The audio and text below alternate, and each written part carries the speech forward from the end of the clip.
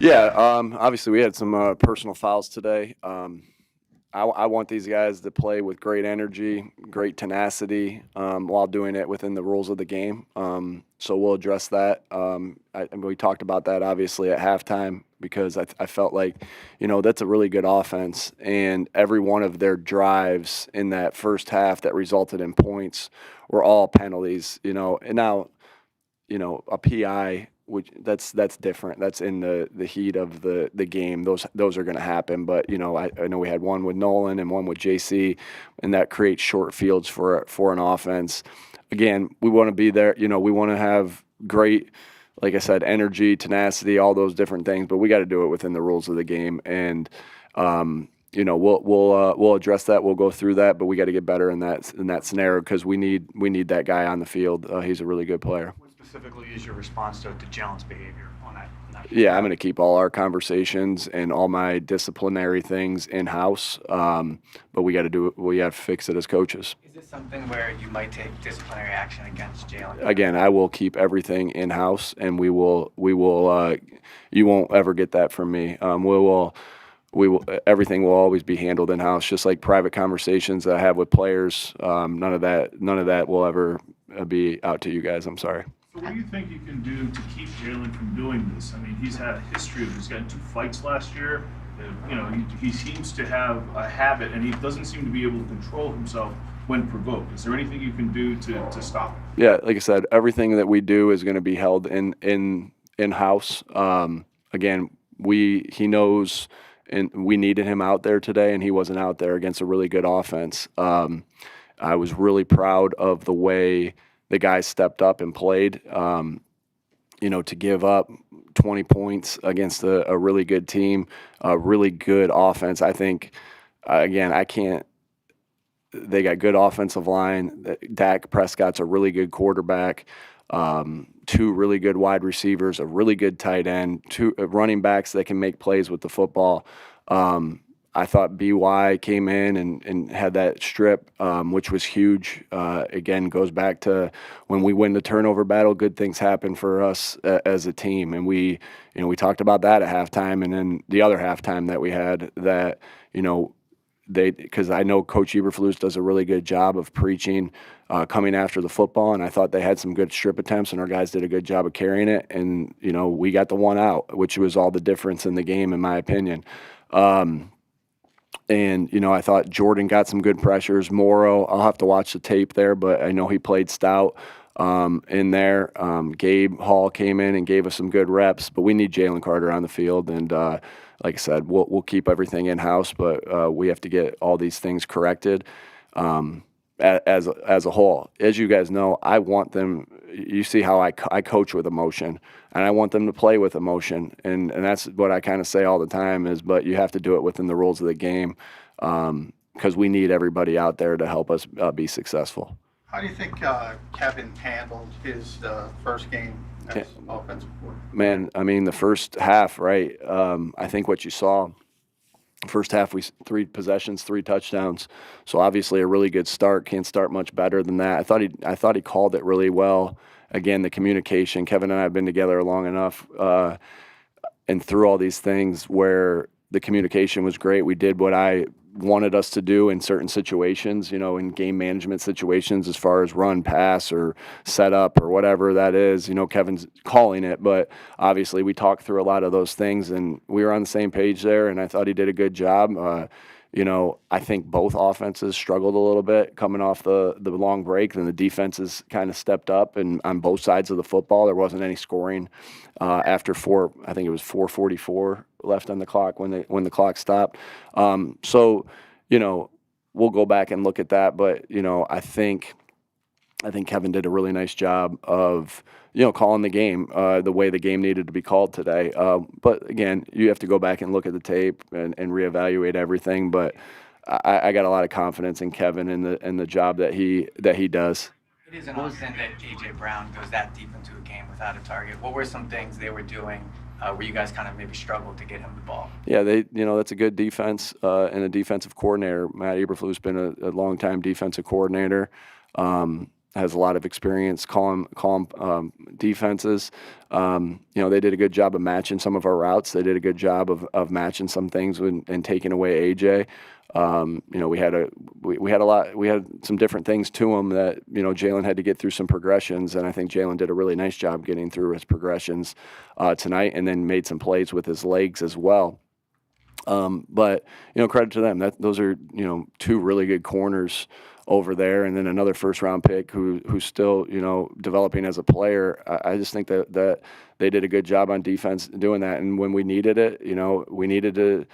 So many times here we've won the game because of our 4-minute offense, and different ways to play that. Being aggressive, I thought we were aggressive, and AJ got a ball that set us up for a 3rd and 3 that helped us win the football game. So, when we talk about roles, I tell those guys there's going to be games like this. This is gonna happen, but to be what we want to be, AJ's obviously going to have to be involved more in the offense, but some games go this way, and I get that will be a story and everything like that, but there are games that go this way. You look at Smitty in 2022 against Detroit. AJ has 8 for 155 yards, and then Smitty has 0. And then the next game he has 8 for 175 yards and a touchdown. So that's the way it goes.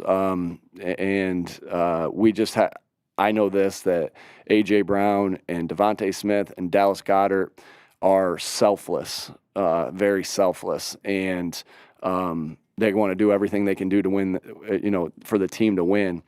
And they know things go like this sometimes, but they also know that they have to be involved to help the team win. So you love that about them. I think some of the proper questions is, that no one's asked me is, man, how about Jahan Dotson coming and making some huge plays today? A huge 3rd down catch that equaled points on a 3rd and really long, a 51-yard gain, another one on a scramble. I get it. You want to ask a lot of the negatives, but man, there was some positives too. And Jahan, that is such a huge ability to have when you have the other guys that they're keying on, and then Jahan comes in and makes the plays that he does. Again, I know the story will be AJ only got 1 target until the 4th quarter, but how about Jahan Dotson? He played a heck of a game. Jalen performed in spite of the fact that AJ was not. Yeah, if you guys can tell me exactly how somebody played immediately after the game, that's pretty impressive. I'll have to watch the tape, but I think Jalen played a really efficient game. He made a lot of plays with his feet when things weren't particularly there. That's such an advantage that Jalen. There was a 3rd down. They took away his first read. He situated his feet and put the ball to Dallas. To say I know exactly how he played yet would be hard because I want to watch the tape, but he did. I thought he played really efficient, and I thought he played really well. And he's a big reason why we won that football game tonight, the game that he played. Again, I know that it will say that we threw for 152 yards. What's going on? Why didn't we throw? But Jalen played really efficient and really good, and from what I saw, and made plays both with his legs, with his mind, and with his arm. On a defense, the plan against CeeDee Lamb, what was it? And specifically how Quinion was deployed? Yeah, I'm not going to get into exactly what our plan was, but, CeeDee and George Pickens are both really, really good players. And Dak, man, I got a lot of respect for him. We've seen him a lot. We've seen him an awful lot. And he can get the ball to his guys and can make a lot of plays.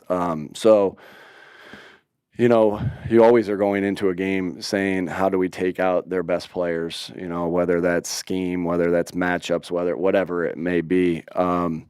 They got him the ball quite a bit today. I think he had 100+ yards, and probably had some more plays even out there. But that's the way first games go.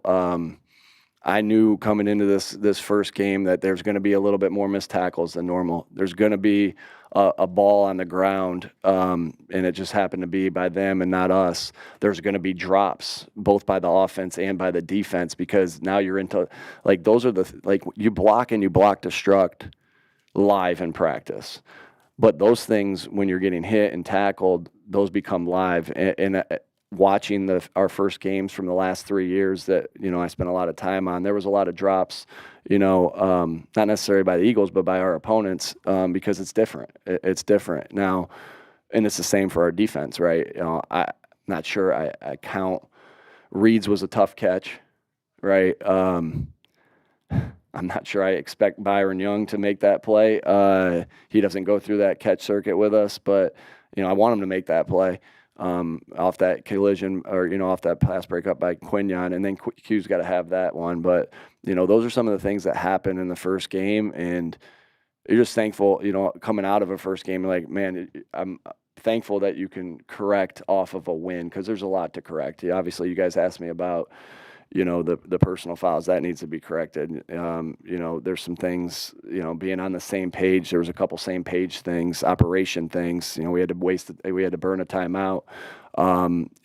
That always gets me when we have to burn a timeout, especially in the second half. So a lot to clean up. When you have linebackers that can carry their coverage that far down the field, from an offensive perspective, how difficult does that make life? Sure. Yeah. I mean, I think my first experience with that in the NFL was with Shaq Leonard. Just his length and his speed created a lot of turnovers, and passing windows close really quick, and it's hard to get the shots. We had those guys had some nice plays downfield on some deep shots, on some chunk plays. It forces you to check it down more. It forces the passing lanes to be a little bit closed a little bit more when they have that speed and that length like those guys have. I can't tell you how many times in practice that happens with those guys. And then same thing with Darius Leonard, the same thing. Those windows I remember Philip Rivers one time, like, man, that window closed. I was open, that window closed fast. So it makes you, as a quarterback, get you better when you go against those guys in practice. But it puts a lot of stress on the offense when those passing lanes close, when they're able to clear the coverage up, and not to mention, okay, they take away the deeper route and then they rally up to tackle, and they're short tacklers, right? You guys would know better than I did how many I think Quinyon had a missed tackle. I can't tell you another one that we had. I'm sure we had one or two, but those guys, did a great job there. I think that what an effort play by Zach Bond on Miles's long run. That was our message all week, was relentless effort. When okay, you're more susceptible to missed tackles or the ball being on the ground, you need your teammates back, and Zach had our team's back right there. I mean, that's a 7-point tackle. Really, at the end of the day, is what it is, because then we, a couple plays go by and we force the fumble after that. So great effort. I felt the same great effort by Jihad and Drew on the missed tackle by Q on the little check down to Turpin, who's another phenomenal player. I know you guys didn't ask me this, but I'm going to say it, but our special teams, Michael Clay just did a great job with his plan today.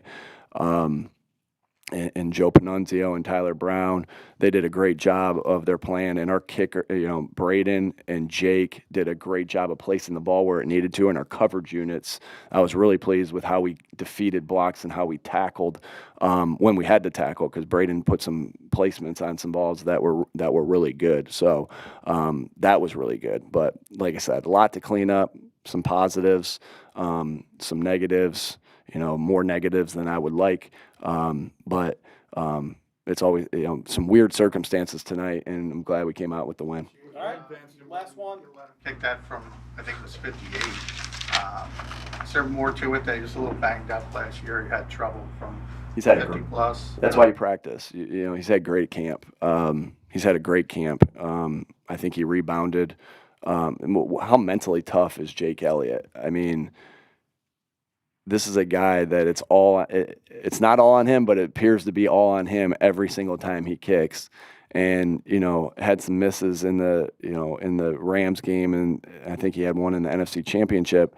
And then he does what he does in the Super Bowl, and then he's had a great offseason. And then this week, obviously we chart all his kicks, and I had a lot of confidence going into the game just watching him kick all week, and what he did all in the preseason. Because we, as you know, in the preseason we had a couple of those against the Jets that we kicked really long as well, and that builds your confidence. And when you're third or fourth and long in those areas, it's awesome that you can count on. He's one of the most clutch guys I've ever been around, and his mental toughness is something that should, kids and all sorts of athletes should study at all times and say, man, how does this guy handle the ups and the downs? And everyone's saying how bad he is, and then he comes back and he responds, and that's what it's about, is being able to respond and learn and get better from. And that's what I think you saw with Jake and his mental toughness. This game's such about physical toughness. It's great when you're able to, there's a lot of mental toughness in this thing as well. And so it's great. Jake doesn't get a chance to show his physical toughness, but he does a great job of showing his mental toughness and for our team.